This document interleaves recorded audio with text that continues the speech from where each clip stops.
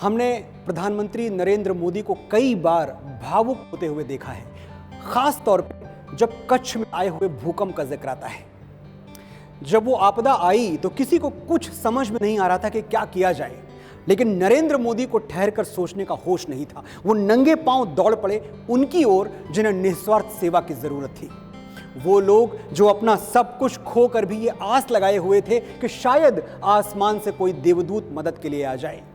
देवदूत आया, लेकिन हवाओं में उड़ता हुआ नहीं, मोटरसाइकिल की पिछली सीट पर बैठा हुआ।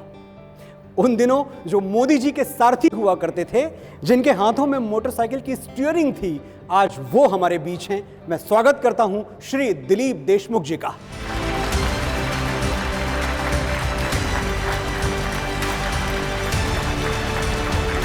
आइए सर, बहुत बहुत स्वागत आपका।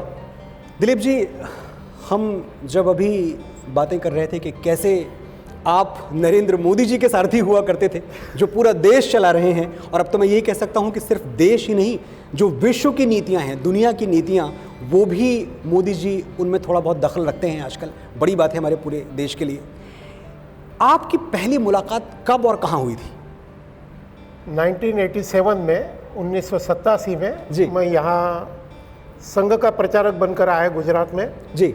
तब मेरी उनकी मुलाकात सूरत में पहली बार हुई थी। सूरत में? जी जी, मैं सूरत में प्रचारक था। अच्छा। और तब नरेंद्र भाई यहाँ प्रदेश के संगठन मंत्री थे बीजेपी के। जी। तो पहली मुलाकात मेरी वहाँ हुई थी, संघ के कार्यालय में। तो कोई दृश्य याद है, कैसे मिल गए, क्या हाँ, कर रहे थे? बिल्कुल, यानी वो उन्होंने मुझे एकदम, उनको पता था मेरा नाम वगैरह। जी। तो उन्होंने मुझे पूछा था कैसे हो, क्या है। जी। एकदम स्वाभाविक, जैसे एक प्रचारक एक कार्यकर्ता दूसरे कार्यकर्ता से मिलता है, कुछ बातें सूरत की वगैरह उन्होंने पूछी और ऐसे बातचीत होती थी। और ये जो कच्छ में आपदा आई, जी, जब इसकी खबर पहली बार आपने सुनी या उन्होंने सुनी, तो कैसे आप दोनों कनेक्ट हुए एक दूसरे के साथ?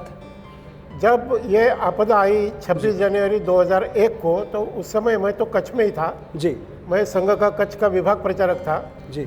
और दूसरे दिन सुबह 27 तारीख को, क्योंकि उस समय तो कम्युनिकेशन का कोई माध्यम नहीं था। जी। 26 तारीख को सारे टेलीफोन वगैरह बंद हो गए थे, बिजली चली गई थी। हाँ हाँ। 27 तारीख सुबह नरेंद्र भाई वहाँ पहुँच गए थे। जी। और कुछ लोगों के साथ वो आए थे अलग फ्लाइट से यहाँ से। और 27 तारीख सुबह वहाँ का एक जुबली ग्राउंड है, उस ग्राउंड में मेरी उनकी मुलाकात हुई। 4-5 दिन के बाद वो फिर से आए थे। ये जो मोटरसाइकिल वाली मेरी जो फ़ोटो है, और कई बार हम उनके साथ मैं मोटरसाइकिल पर गया हूँ।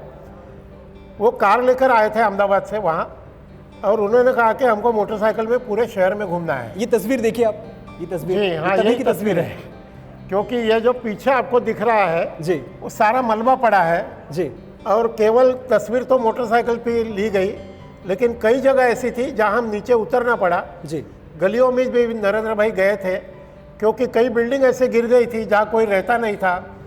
कोई एक आध जगह ऐसी भी थी कि जहां मलबे के नीचे कोई दबा हुआ था, बाकी सब हमारे स्वयंसेवक काम कर रहे थे।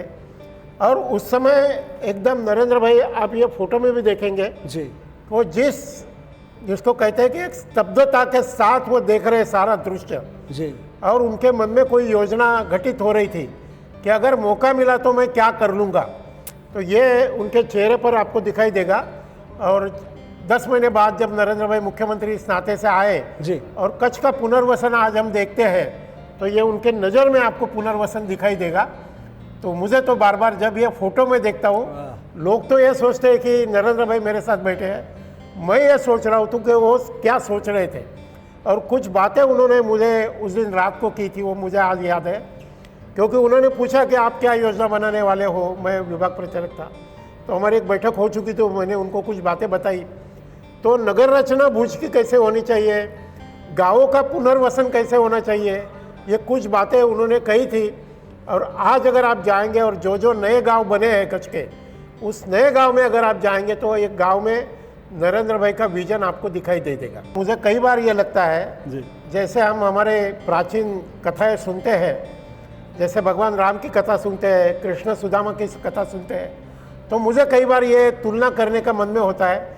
कृष्ण सुदामा की जैसे कथा है, वैसे मेरे जैसे हजारों कार्यकर्ता की ये कथा है। हम सुदामा ऐसे हजारों कार्यकर्ता है, और हमारे लिए नरेंद्र भाई जो है वो भगवान कृष्ण है। वाह, क्या बात है। मुझे पूरा विश्वास है कि भगवान कृष्ण का जो उनका दिखाया हुआ रास्ता है उस पर आप भी चलते रहेंगे, मेरा देश भी चलता रहेगा और आदरणीय मोदी जी भी चलते रहेंगे। बहुत बहुत आभार। आपने बुलाया, आपका भी धन्यवाद। बहुत धन्यवाद। धन्यवाद। आज नरेंद्र मोदी जी हमें बुलेट ट्रेन देने के लिए कमर कसे हुए हैं, लेकिन अपने शुरुआती दिनों का एक बहुत बड़ा हिस्सा उन्होंने मोटरसाइकिल और स्कूटर की बैक सीट पर गुजारा है। गांव गांव, गली गली, कभी संगठन के काम से तो कभी चुनाव प्रचार के लिए मोदी जी लगातार 2 व्हीलर यात्राएं करते रहे। आज हमारे साथ एक और मेहमान हैं जिन्होंने मोदी जी को स्कूटर पे जम के सैर करवाई है। राजनीति में नरेंद्र मोदी के शुरुआती दिनों के मित्र किशोर मकवाना जी।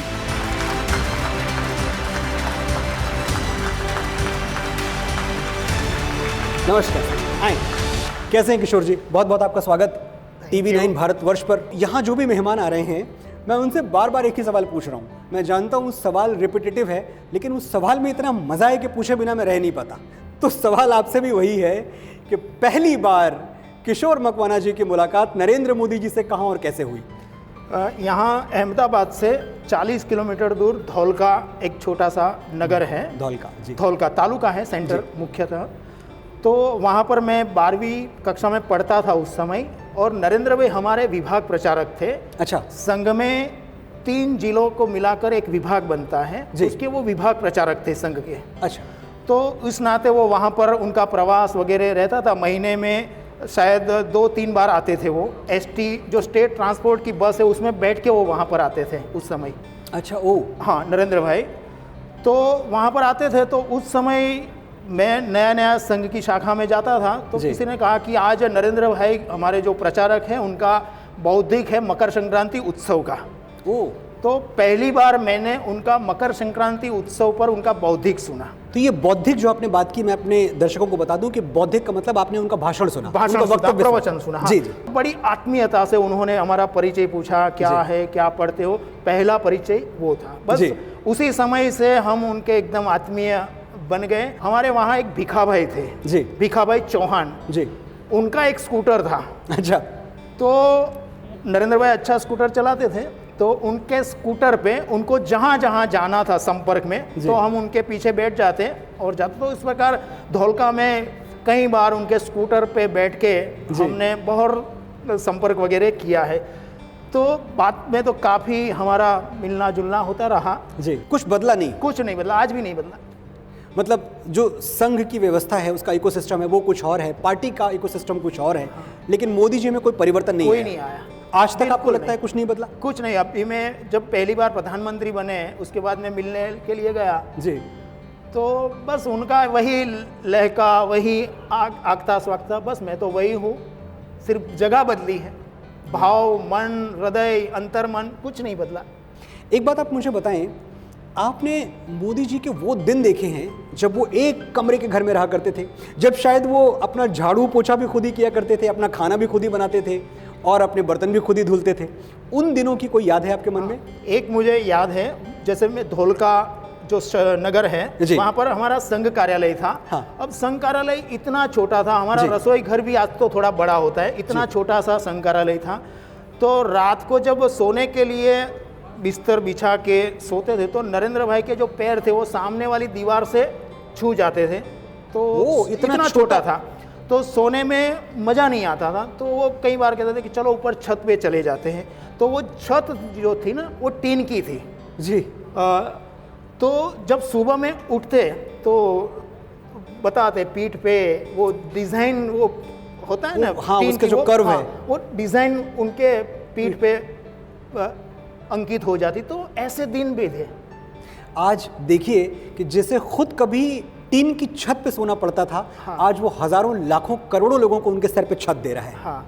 मैं चाहता हूं एक बार मोदी जी के सम्मान में तालियां बजा दी जाए। दूसरा, उनका अंतर्मन कितना भावुक रहता है जी। मेरी बेटी आज तो वो जर्मनी है।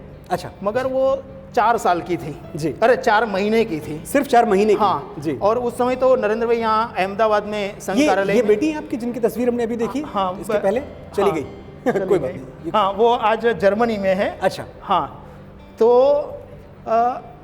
4 महीने की थी और हम संघ कार्यालय गए थे अहमदाबाद में। जी। तो हम जरा जल्दी में गए थे ताकि कार्यक्रम से पहले हम आधा घंटे पहले चले गए थे जी। तो नरेंद्र भाई का एक छोटा सा कमरा था, उसमें गए हम, मैं, मेरी पत्नी और अर्चना जी। तो अभी हम बैठे ही थे कि अर्चना ने रोना शुरू कर दिया। अच्छा। जोर जोर से रोने लगी। तो देखो नरेंद्र भाई का तुरंत वो पहचान गए कि वो क्यों रो रही है। वो तुरंत खड़े हुए और पता नहीं, हमें लगा कहाँ गए, वो संघ कार्यालय का रसोई घर था उसमें गए। वो शायद दूध नहीं था, उन्होंने दूध की व्यवस्था की और दूध गर्म करके ठंडा करके लेकर आए और कहा कि उनको पिलाइए। और जैसे ही दूध पिया अर्चना ने शांत हो गई। बहुत बहुत आभार आपका किशोर जी, आपसे बात करके बड़ा मजा आया। धन्यवाद। फिर मुलाकात होगी जी। आइए।